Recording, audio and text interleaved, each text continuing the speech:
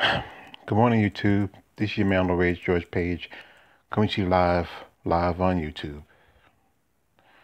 Well, I saw this news on last night. Somebody mentioned that come get this work live stream, and then it was just I didn't want to do video that night because it was like a little after 12, and and it's best to do this stuff early in the morning, get it out of the way. As you know, a legend in our and we lost another legend in our urban community, a great actor, a performer, a athlete, a father, a husband, a very just inspirational man. And this is we lost Thomas Lester Jr., aka Zeus, aka Deebo, aka Tiny Lester.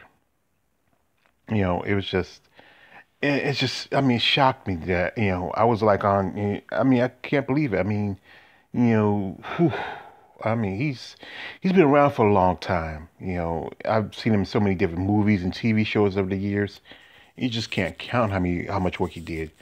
But most people might remember him from the movie Zeus. He played Zeus in the movie No Holds Barred with Hulk Hogan. And then he parlayed that character to a short-term wrestling career.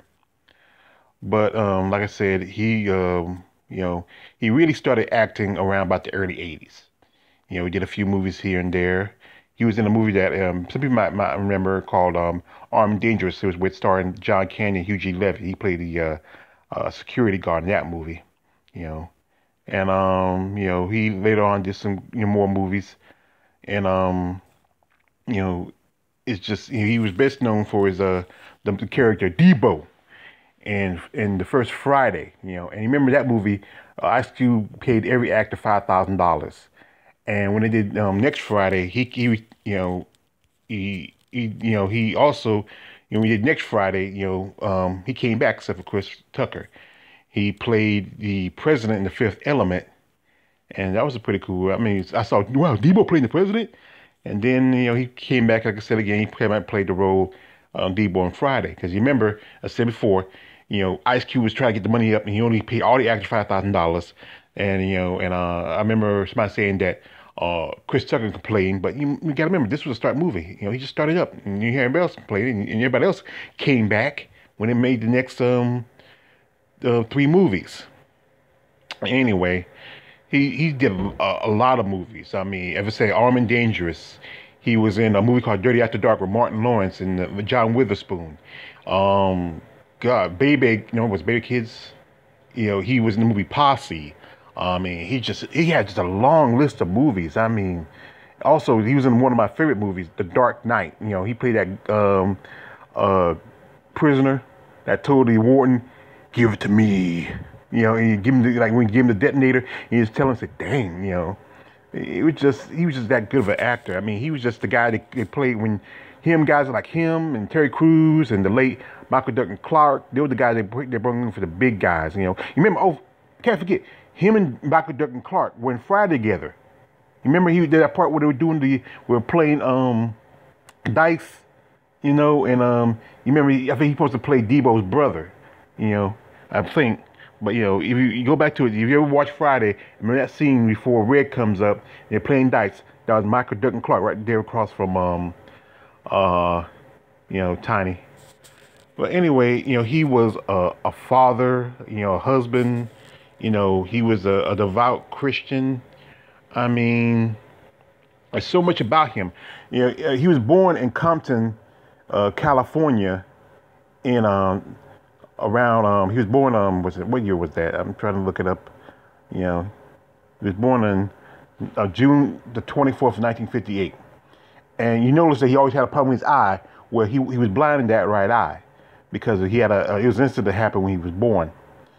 And he played track and field. He was a shot putter, and then he played football for a bit, and then that's when he started getting into acting. But he was a devout Christian, a very religious man. He used to go to church. I remember it was one comedian, I forgot who it was, who they did a comedy skit about them going to one of his church, and I forgot who it was. It was about the piccolo player. If everybody remember that joke, I forgot which comedian it was, but the piccolo player. You know, somebody called the pickup player mother, and you're the six man, six next man, six next to the man. I remember that joke a long time ago. But like I said, he was a good man. I mean, you know, and it's just so sad that he passed. And the saying was he died at his home. He lived in Marina Del Rey in California, and they found him in his apartment. He was unresponsive. Some believe it was maybe he might have had COVID-19, and COVID's been this just awful thing. It's you know a lot of people. I'm a victim of COVID because my mother died from it. But like I said, this was a great guy. He played all the big guys and tough guys. But from what I hear from people, from what I'm watching on here on YouTube and on the internet, he was just a nice guy. Even though he played these big guy roles and scary guys and bullies and bad guys and like that, he had a heart of gold. Like I said, he did a lot of charity work and stuff like that. But it's just so sad that and I feel sad for his children and his wife.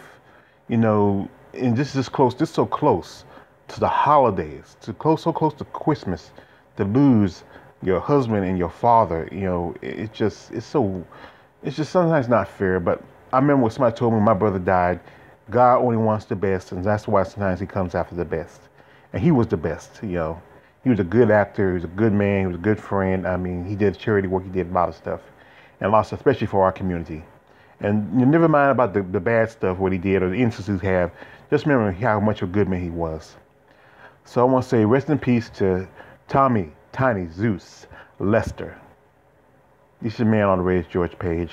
Don't subscribe. I'm out.